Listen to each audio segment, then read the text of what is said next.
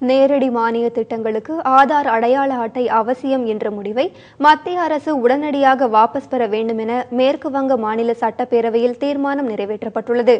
சமையல் எரிவாயு சிலிண்டர் மானியம் உள்ளிட்ட அரசின் பல்வேறு மானியங்களை பெறுவதற்கு ஆதார் அடையாள அட்டை அவசியம் என்று மத்திய அரசு அறிவித்திருந்தது. அந்த அறிவிப்பிற்கு பல்வேறு தரப்பினரும் எதிர்ப்பு தெரிவித்திருந்தனர். உச்சநீதிமன்றமும் மத்திய அரசின் இந்த முடிவுக்கு இடைக்கால தடை விதித்தது. மேற்கு வங்க மாநில முதல்வர் மம்தா பானர்ஜியும் எதிர்ப்பு தெரிவித்திருந்தார்.